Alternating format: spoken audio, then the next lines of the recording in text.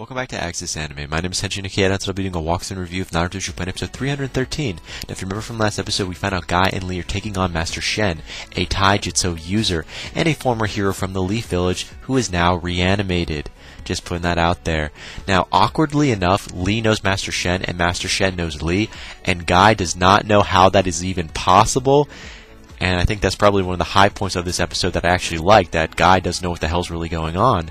Now, moving on past that, we are taken to another pointless flashback between Lee and Master Shen and how they know each other. Now, toward the end of the episode, we do find out Lee defeats Master Shen and not Guy. I was like, what? Dreams do come true. Guy, you're on the back burner, buddy. You're not doing shit this episode. It's all Lee. But again, that's where the episode ends, and all my final thought and rating at the end of the clip, so stay tuned. But let's dive right on in. So we open up this episode with Shakamaru's group. And Shakamaru's group right now is taking on the White Zetsui, who are attacking them left and right. I'm like, these White Zetsui do not know when to literally give up. They're attacking the allied shinobi and wearing them down. So right now, these White Zetsui are just throwing themselves at the allied shinobi. And Shakamaru points that out. All of a sudden, he just points it out. It's like, you know what?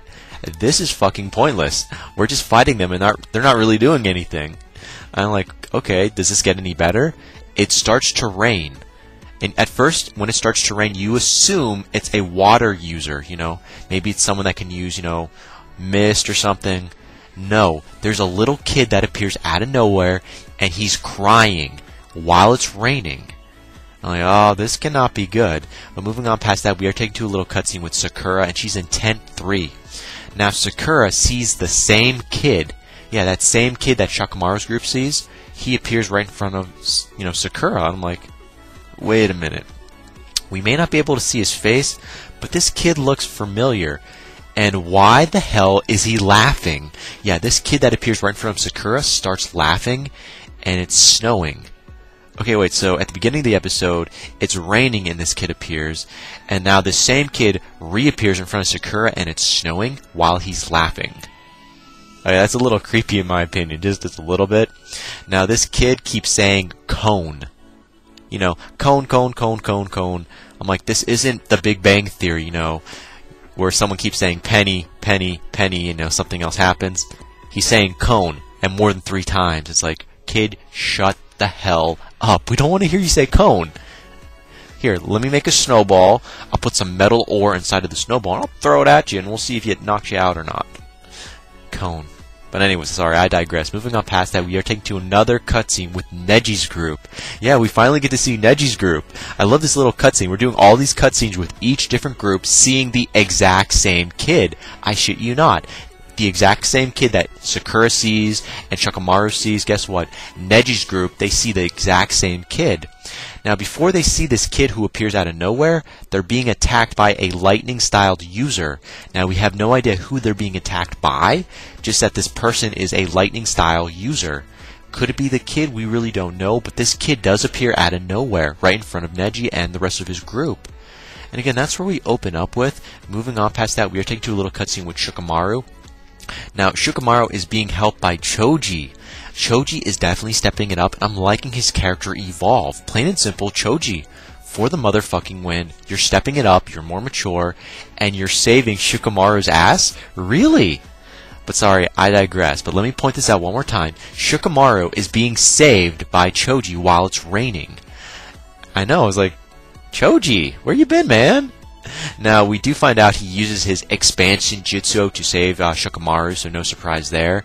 And then Shikamaru, he is pissed off, not because Choji saved him, but because this kid appeared right in front of him, and, you know, it's raining, and it's kind of a little painful, because this rain is affecting him in some weird way. He uses Shadow Strangle Jutsu on this kid, while this kid is crying.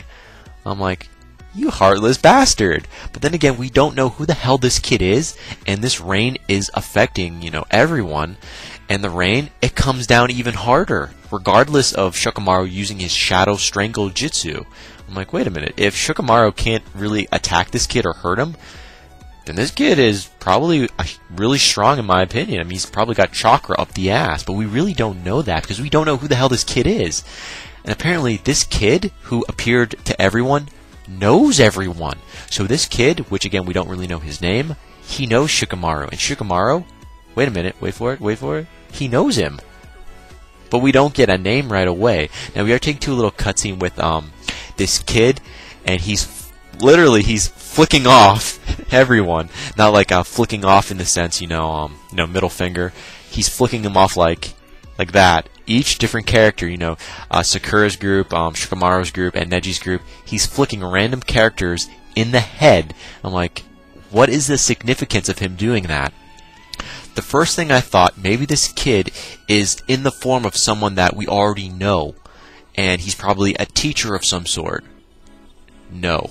I was way off on that one. But that was my assumption at first, so I was kind of a little off there, but sorry, I digress. Moving on past that, we're finally thrown with a little bit of information who the fuck this kid is. Now, this kid is a boy, not a girl, although it does sound like a girl, and it is pointed out throughout this episode, it's a boy, not a girl, and his name is Yoda. Not Yoda with a D, but with a T, Yota. And I'm like, okay, so this kid, now we have a name to go with this face. By the way, this kid's face is creepy as fuck. I shit you not. This kid has, like, screwed up eyes. He's in rags, obviously. He looks like he could be from the Sand Village, kind of. At least that's my opinion, but sorry. Again, that's just my opinion. But again, this kid, his name is Yoda. He looks horrible. And after we hear what his name is, it leads us into another flashback on when everyone were kids in this particular anime series. So we see not Neji so much, so Neji doesn't have a really role in this in his childhood, but we get to see Sakura as a little kid, Shikamaru, Ino, and Choji when they were kids, and we're taken into another pointless flashback. Now moving on past that, we are taken to a little cutscene with Choji. So this cutscene has a lot to do with Choji while he was a child and how he lost his kunai knife, and he pulls Ino and Shikamaru into it to help him. So we're in a flashback, and Choji's looking for his kunai knife, and they run into Yota. And Yota, as a child, he hasn't really aged much, so I guess, obviously, in the present, he's dead. He's a reanimated shinobi, obviously. But in the past, in this flashback, Yota is now pinned upside down on a tree with Choji's kunai knives, and Choji has no recollection of throwing these kunai knives at this kid, but this kid is crying, and it's raining. And this kid is pinned upside down on a tree with Choji's kunai knives. And again, Choji and Ino, as well as Shikamaru, they try helping this kid because they don't know what else to do. I mean, they feel a little bit responsible since they're Choji's kunai knives, so they're attempting to help him.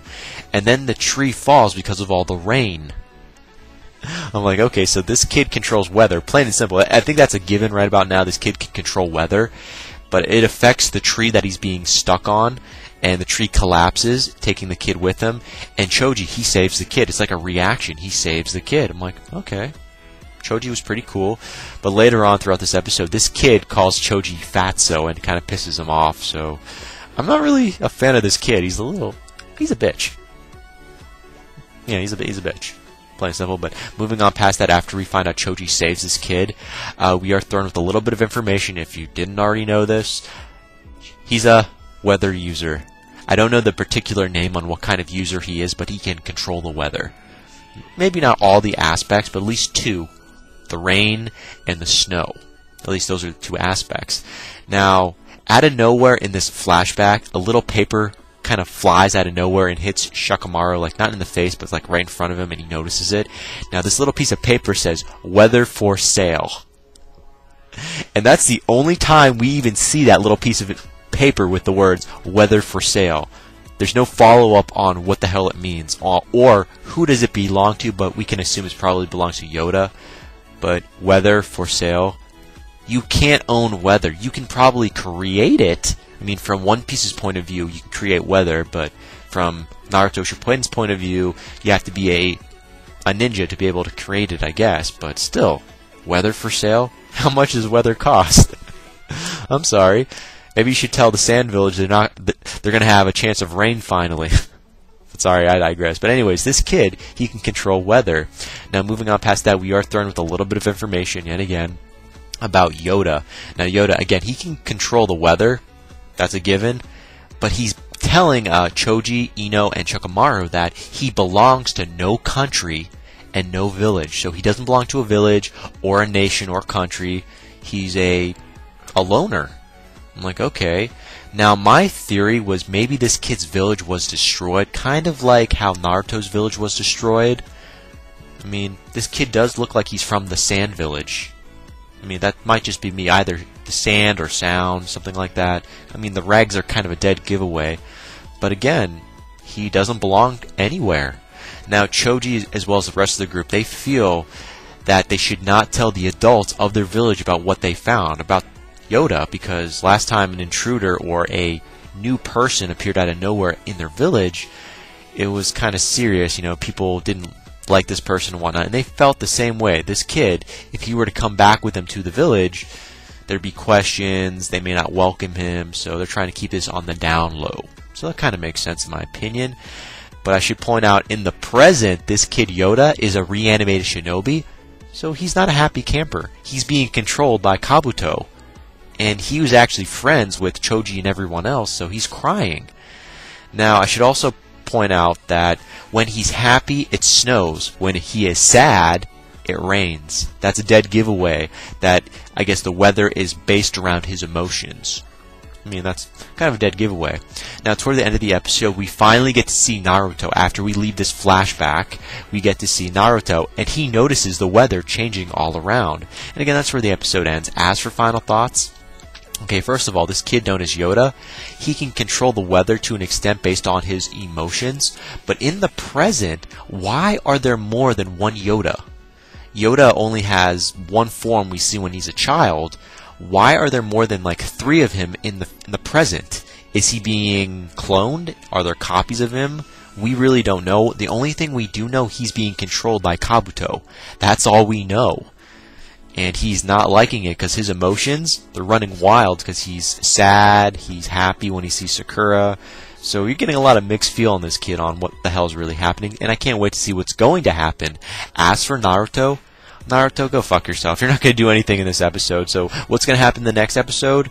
We're probably going to still be in the flashback on how everyone knows Yoda.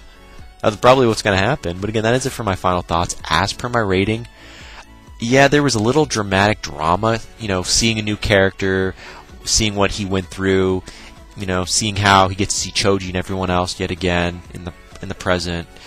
But, you know, if the fighting really wasn't there, new information, yes, and then no. So final rating, 3 out of 5. I want to give this a 2.5 out of 5, but you know, it was kind of funny to see Yoda piss off Choji, calling him fatso and whatnot, so I gave a little points there, but other than that, I didn't like this episode, so final rating, 3 out of 5. And that is it for my walkthrough review of Naruto Shippuden episode 313, so definitely comment down below, let me know, thumbs up, thumbs down. Definitely subscribe, check me out on Twitter, and follow me if you like. Let me know what you thought of this episode, and let me know what you think's going to happen in the next episode that's coming out. But again, guys, that ends it for now. I gotta go. I gotta hit the bricks. And before I go, I gotta say it, and I always say it, you can't stop the access, but you can watch the feed. I'll see you later, guys.